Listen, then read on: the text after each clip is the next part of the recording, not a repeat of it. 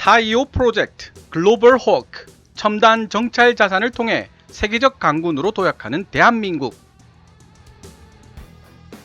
안녕하십니까 KKMD 시청자 여러분, KKMD 지킴이 케빈 인사드립니다.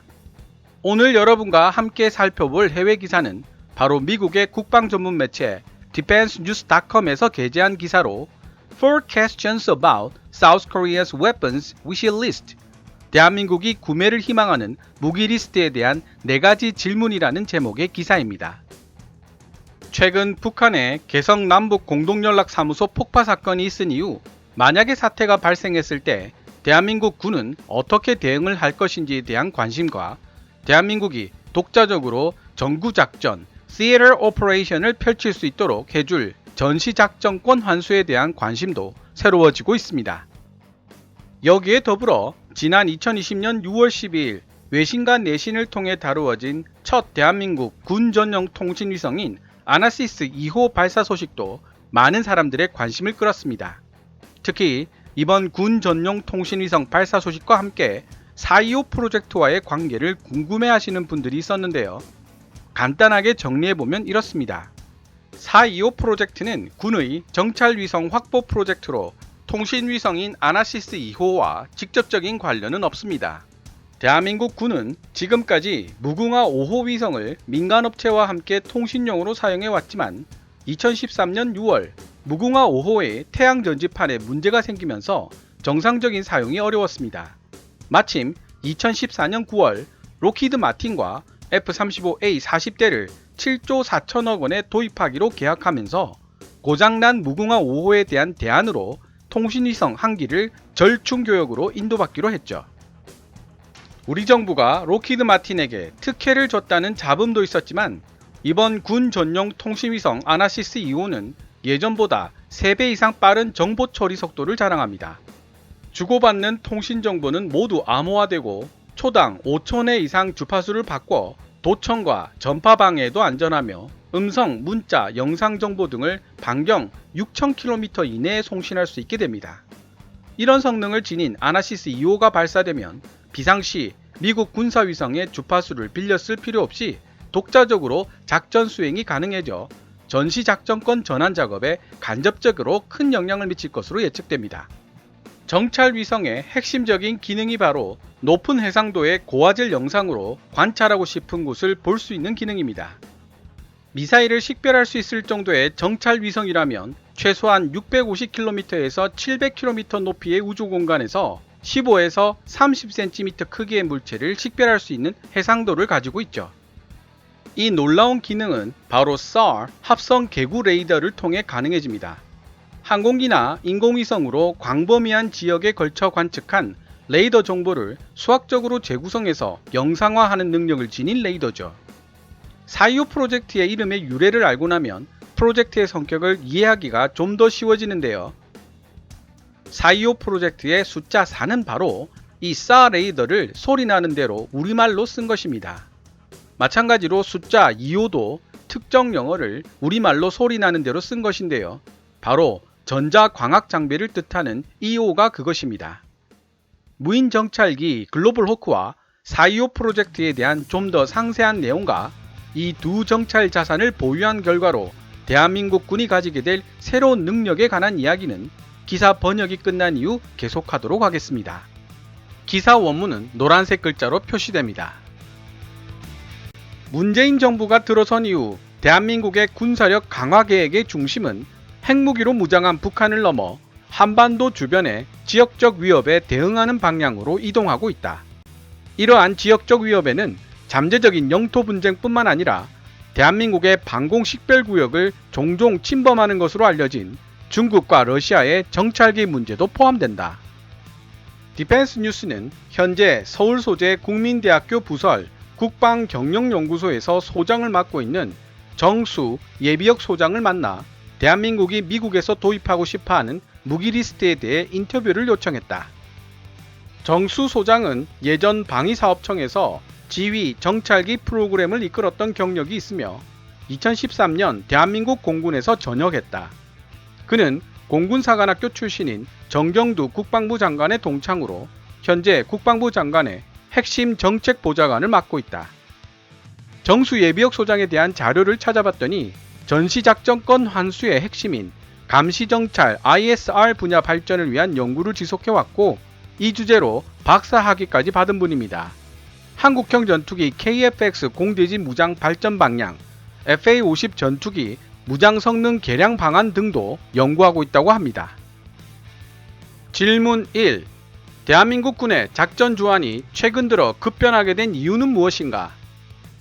북한과의 핵 군축 협상이 교착 상태에 빠져 있고 트럼프 미국 대통령의 관심을 끌기 위해 북한이 최근 단거리 미사일을 발사했음에도 불구하고 한반도 안보 환경은 느리지만 확실한 페이스로 평화를 향해 가고 있다고 본다.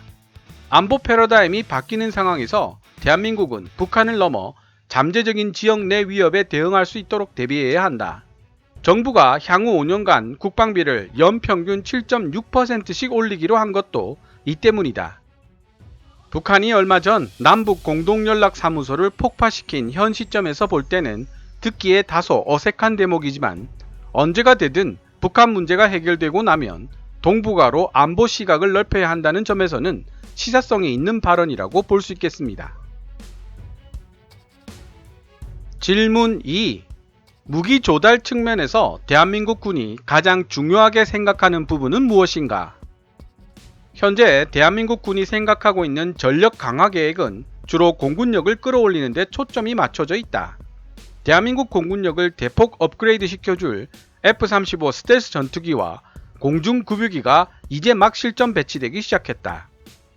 특히 이러한 스텔스 전투기 및 공중급유기 이외에도 대한민국 군이 미군으로부터 전시작전권을 넘겨받은 이후 전구작전, Theater Operation을 주도할 수 있기 위해서는 지금보다 훨씬 더 많은 수의 정보, 감시 및 정찰 자산 ISR이 필요하며 이는 동시에 전시작전권 환수의 핵심적 요소이기도 하다.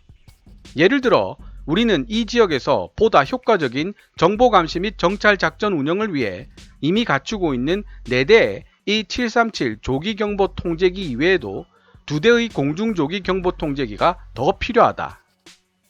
전구작전이란 전투, 전술, 전략 단위로 이루어진 군의 작전 개념 중 전략 단위의 작전 개념을 뜻합니다.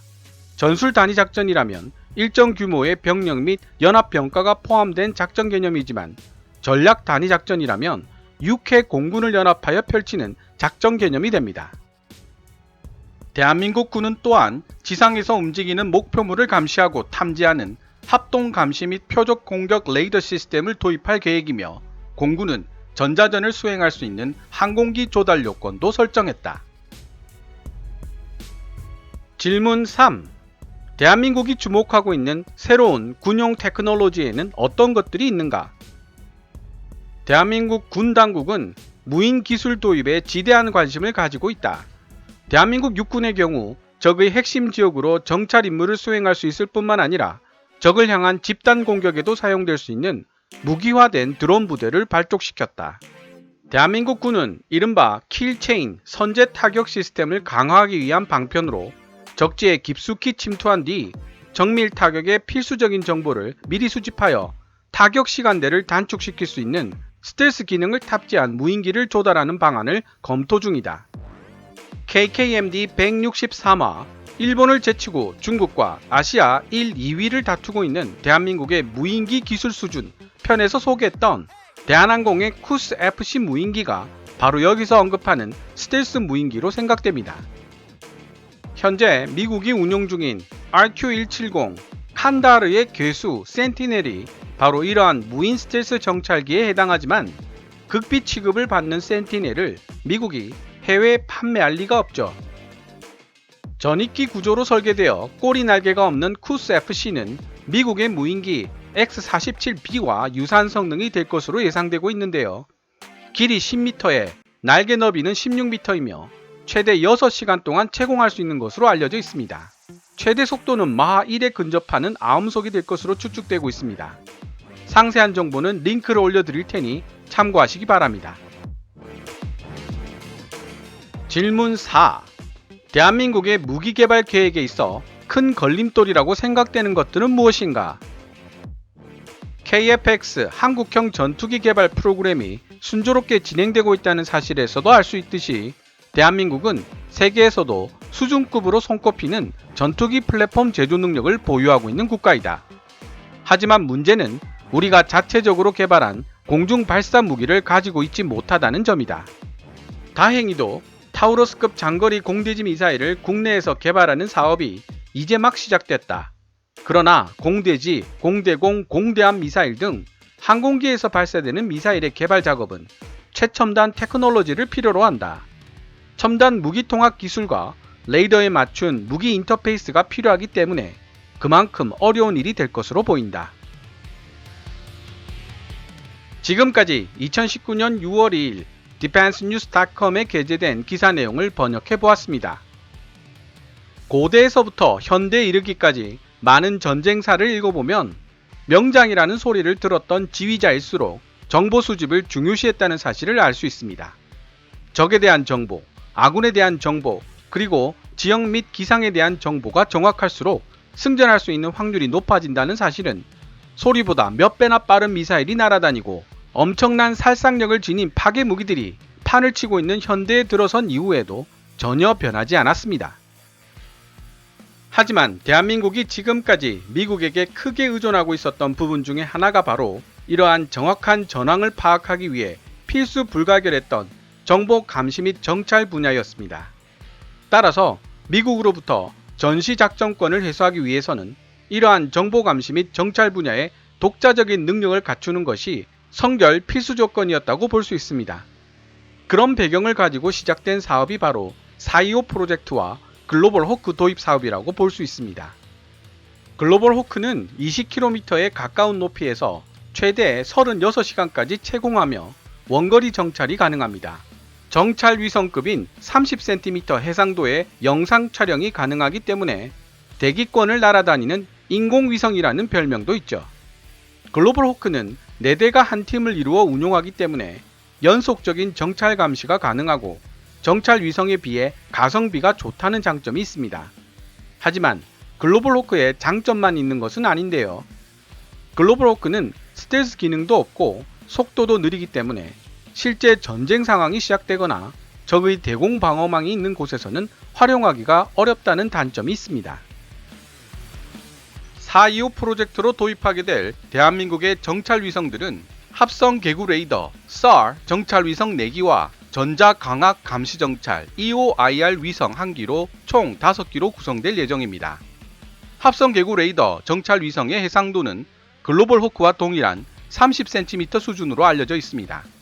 하지만 우주 공간으로 발사해야 하기 때문에 엄청난 비용이 들어가며 수명 주기도 그리 길지 않습니다.